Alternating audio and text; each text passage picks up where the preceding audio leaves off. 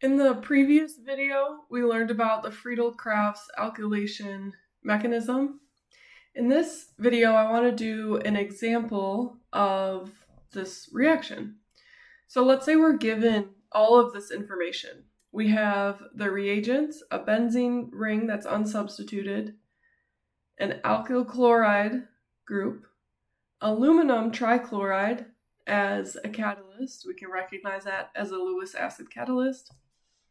And then we're told that this forms two products here. Two different alkyl benzenes. And one is in much higher concentration than the other.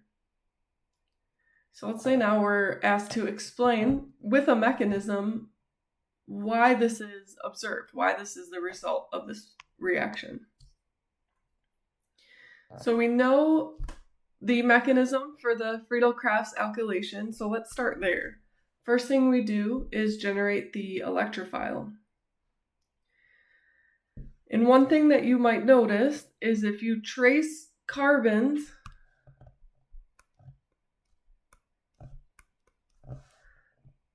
from the alkyl chloride reagent to the product,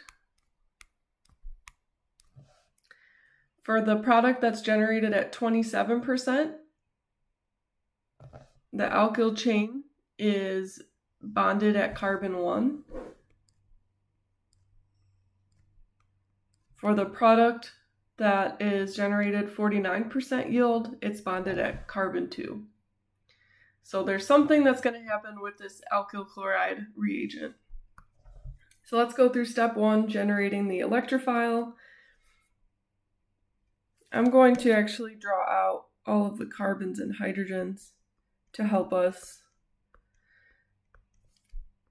see what's going on here.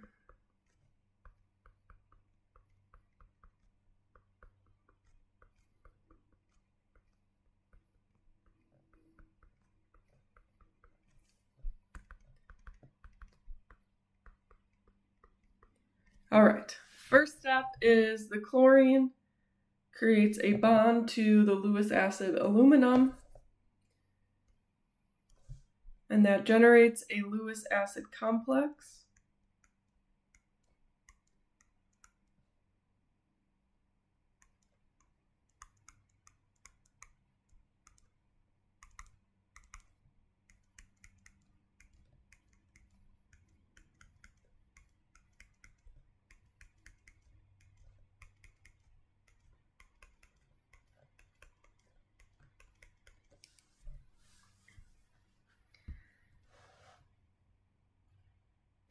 And if we were to bond, let me scooch this up real quick.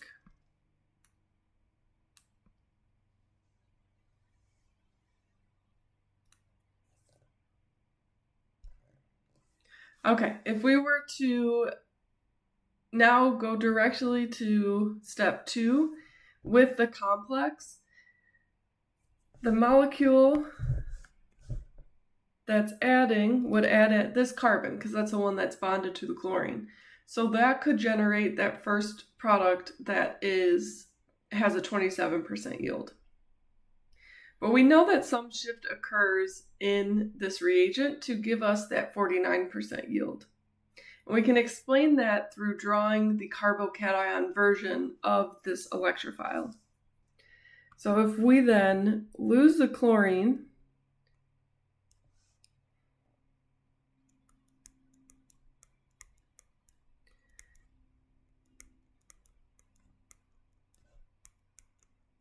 we have a carbocation intermediate electrophile here.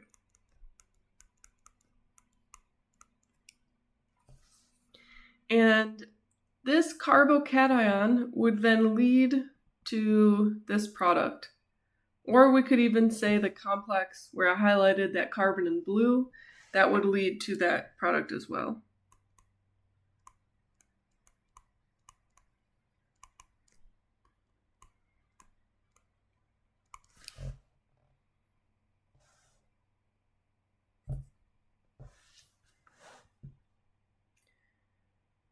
But you might notice that this carbocation is a primary carbocation, which is extremely unstable, but we can make it more stable by doing a hydride shift.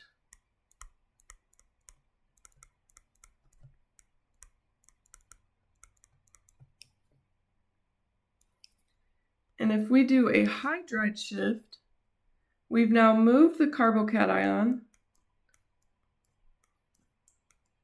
to be at that second carbon.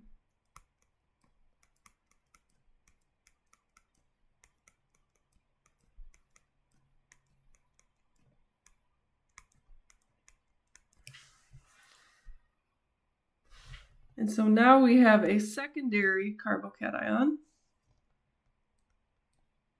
which is more stable.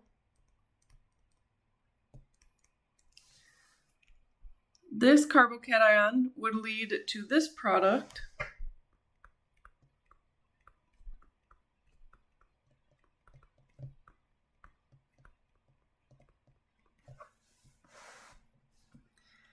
and because it's a more stable carbocation, that's why we see a higher percent yield for the product where the alkyl group is bonded at the second carbon. Now I do want to note this is not a complete mechanism. I've shown only generating the electrophile. I haven't shown generating the carbocation in the ring or removing the beta hydrogen. So if you were asked for the complete mechanism, this is not enough information.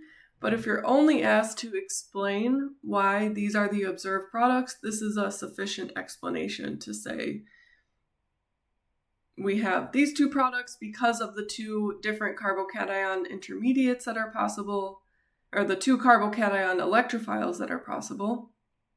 One is more stable than the other, and that's why we have a higher percent yield for the product that results from the more stable carbocation.